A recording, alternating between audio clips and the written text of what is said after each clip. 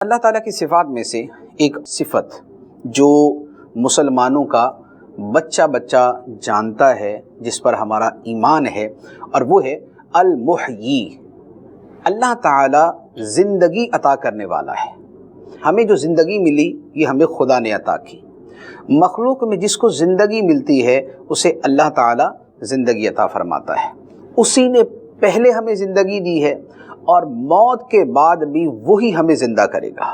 قیامت کے دن جو ہمیں زندگی ملے گی وہ زندگی بھی ہمیں خداوند قدوس عطا فرمائے گا۔ یہ صفت احیاء، زندہ کرنے کی جو صفت ہے، یہ اللہ تعالیٰ نے قرآن پاک کے اندر کئی جگہ پر اور بڑی کثرت کے ساتھ اس کو بیان فرمایا۔ ایک جگہ ارشاد فرمایا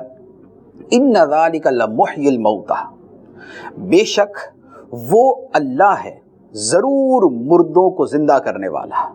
بے شک وہ اللہ ضرور مردوں کو زندہ کرنے والا ہے۔ اسی طرح کئی جگہ ارشاد فرمایا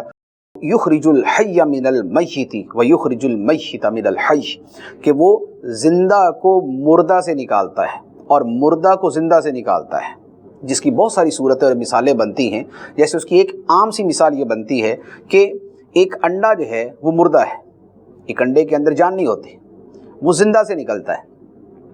لیکن اس مردہ انڈے سے چوزا نکلتا ہے، پرندہ نکلتا ہے۔ تو مردے سے خدا زندے کو نکال دیتا ہے اور زندے سے خدا مردہ کو نکالتا ہے۔ یہ اس کی چند ایک مثالوں میں سے مثالیں ہیں، لیکن اس کے علاوہ بھی اللہ تعالیٰ نے اپنی اس صفت احیاء کا تذکرہ قرآن پاک میں بڑی ہی کثرت کے ساتھ بیان فرمایا، اور اس کے پیچھے ایک مقصد یہ بھی ہے کہ چونکہ قیامت کا عقیدہ ہمارا بڑا بنیادی عقیدہ ہے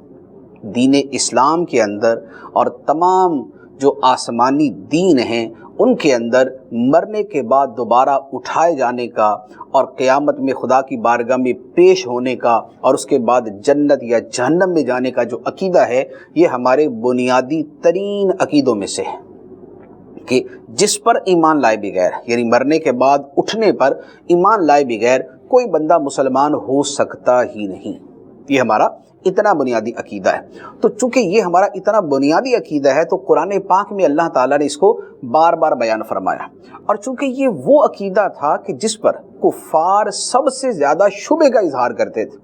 جس کے اوپر سب سے زیادہ وہ انکار کا رویہ اختیار کرتے تھے کہ جناب یہ کیسے ہو سکتا ہے، ہاؤ از اٹ پاسبل کہ ہمارے پرانے سینکڑوں سال پہلے مرے ہوئے لوگ دوبارہ زندہ ہو جائیں گے؟ یہ تو ہو ہی نہیں سکتا،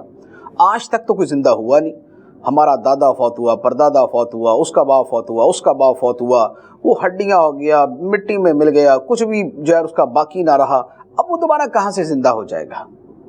اسی طرح بعض اوقات وہ کوئی ہڈی اٹھا کے نبی پاک علیہ الصلوۃ والسلام کے سامنے پیش کرتے کہ کیا یہ ہڈی زندہ ہوگی؟ کیا اس ہڈی کے اندر دوبارہ زندگی آ جائے گی؟ یا کہتے تھے کہ کیا جب ہم جو ہے وہ ریزہ ریزہ ہو جائیں گے تو اس کے بعد ہمیں نئے سرے سے زندہ کیا جائے گا؟ تو ان کو اس کے اوپر تعجب تھا، اس کے اوپر حیرانی تھی، اور اس کا وہ انکار کرتے تھے، اور اسی لیے وہ قیامت کا انکار کرتے تھے۔ تو اللہ تعالیٰ نے چونکہ قیامت کا عقیدہ قرآن پاک کے اندر بار بار بیان فرمایا، ہر نبی علیہ الصلوۃ والسلام کے واقعے کے تذکرے کے اندر قیامت کا تذکرہ موجود ہوتا ہے عموماً، تو اس لیے اللہ تعالیٰ نے اپنی صفت احیاء کہ وہ زندہ کرنے پر قادر ہے، وہ زندگی دینے پر قادر ہے، اسے بار بار بیان فرمایا، اور اس کی اگر آیات جمع کریں تو بلا شک و شبہ وہ سینکڑوں کی تعداد میں بنتی ہیں، سینکڑوں کی تعداد کے اندر کہ اللہ تعالیٰ مردوں کو زندہ کرنے پر قادر ہے، اور یہ اس کی اسی صفت احیاء جو زندہ کرنے کی صفت ہے، یہ اسی کا مظہر ہے۔